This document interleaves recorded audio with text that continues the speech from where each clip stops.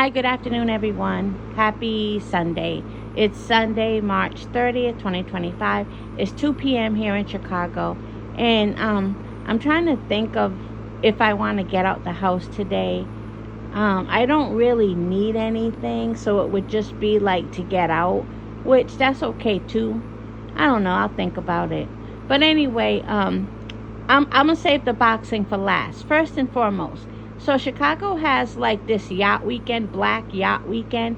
This one is in June, but then they have another one. I forgot what they call it, but it's also like on the water, and that one is in July. And some people, it seems like the June one is getting hyped up more. It's Juneteenth weekend. It seems like that one seems to be getting more attention, but there's one in July. What I'm going to do is I'm going to research which one attracts a more mature crowd, and I want the mature crowd, and maybe they both are a mixture. That's fine too.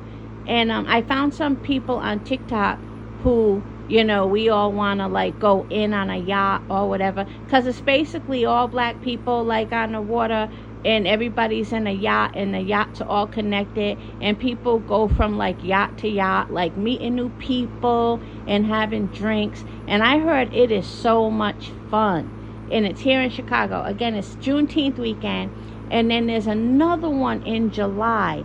I'm going to definitely do one of them. I don't know which one. And then I finally get to do more of the rooftop lounges, because like associated with that weekend, there's going to be a lot of gatherings like later on those rooftop restaurants. I want to do all of that, so I'm looking forward to it. Also in Chicago is Beyonce's coming back.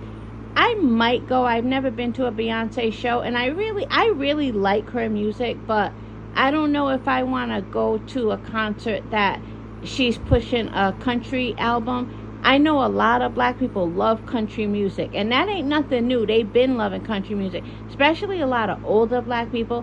I'm not a huge country music fan, so I don't want to go if she's only promoting her country album. If I hear from the reviews that she's doing other music as well, I'll go, and that way I can have experienced, a Beyonce concert. She's going to be at Soldier Field. And then Chris Brown is coming back. It hasn't even been a year since I saw him. And guess what? I'm going. He's coming back. He's going to be at Wrigley Field.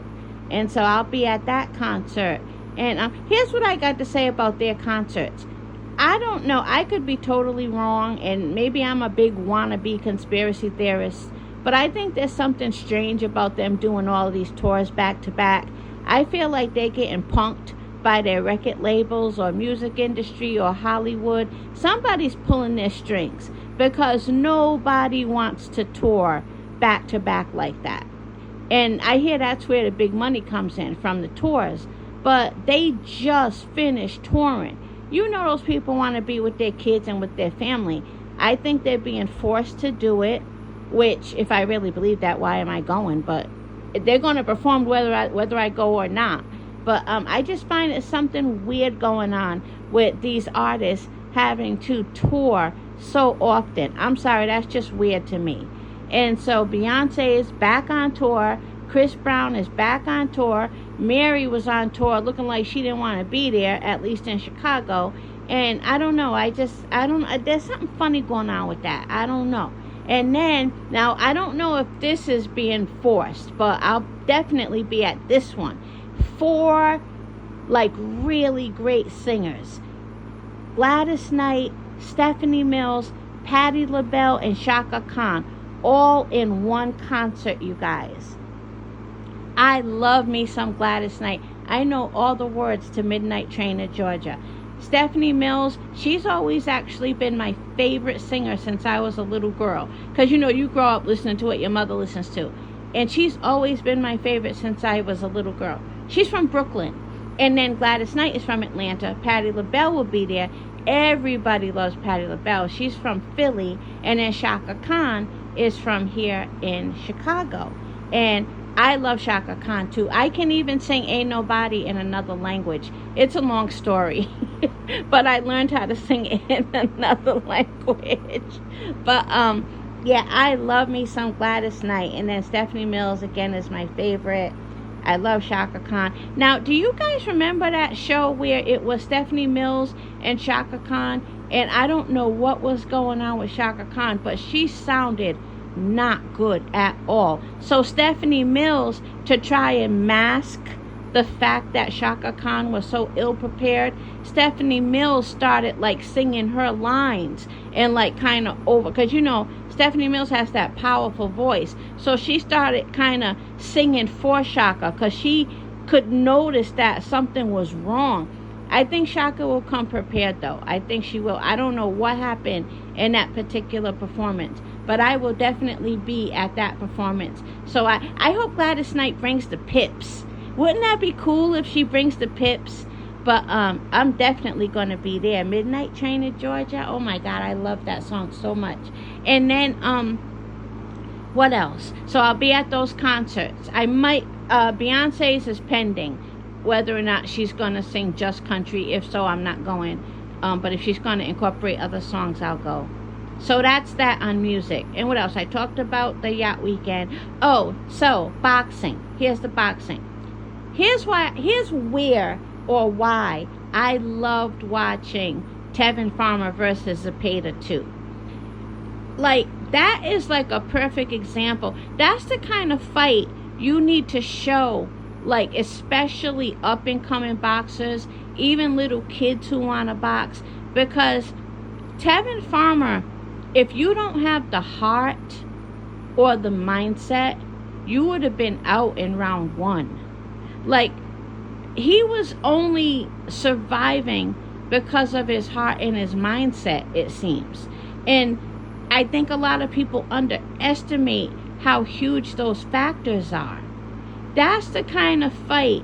If any of you have, like, I don't know, kids who are in boxing and they think it's all sweet and it's all about skill and they never have to worry about their mental state, show them that fight. And they're going to watch that fight and they're going to wonder how Tevin Farmer made it through that fight. Like, that fight was amazing. And I always put Philly fighters in like a special category anyway. I don't know if it's because my brother always loved B-Hop, that's his favorite fighter. I don't know if it's because, you know, just the whole Philly legacy. I don't know, but I always put Philly fighters in like a special category, you know. That's why I did not like the Haneys coming at Gabe Rosado like that. Gabe Rosado is not the type of dude you need to come for. He has always been a stand-up guy. He's not shady. He doesn't shade people. He was asked a question. His response was very respectful. So I didn't get the whole coming for Gabe Rosado thing. I didn't get it and I didn't like it. I just didn't speak on it. But Gabe Rosado is a Philly boxer and he's in that category. Just, I don't know, even if they're not my favorite fighters, I just have them in this kind of special kind of love category. I don't know. And did you guys know, you probably know, whatchamacallit, Tevin Farmer, you know he's the great nephew of the great Joe Gans, right? He is. And he's just, I don't know, that fight, you guys, show that fight to boxing fans who don't understand. It's not always all about being able to use your skill, but it's also about your mental state and your heart. Like, show them that fight. I don't know how Tevin Farmer did it, you guys. I really don't. But I enjoyed watching that fight because I'm going to be honest with you, I was just watching to see what Tevin Farmer was going to do next as he was getting his ass beat in those first, you know, couple of rounds, those first few rounds. Zepeda was trying to kill that man. And Tevin Farmer was taking all he could handle. And one thing I noticed about Tevin Farmer, even though he was getting his ass beat real bad in the first round, you could tell defense was still his number one priority. Like, you could tell he was trying his best to, you know, he's a defensive in style fighter anyway. But I don't know. I just liked watching that fight. I think that's a very good lesson fight for people who don't understand the importance of your mental capacity and your heart and stuff. And, you know, you guys, most of you know more about boxing than I do. Tell me if you think there's something I missed that I should have mentioned in that fight, or if there's something else that you noticed in that fight that you want to speak on. And I'm not saying this is the only fight that displays that. Not at all. I'm not saying that. I'm just saying it was, I don't know. I don't know. It just kind of moved me. And then the whole Philly thing, But anyway, yeah, salute to Zepeda. Salute to Tevin Farmer. And what else? I guess that's it, right? What kind of gloves does Tevin Farmer wear? I forgot to check. But that's all. Have a good day, everybody.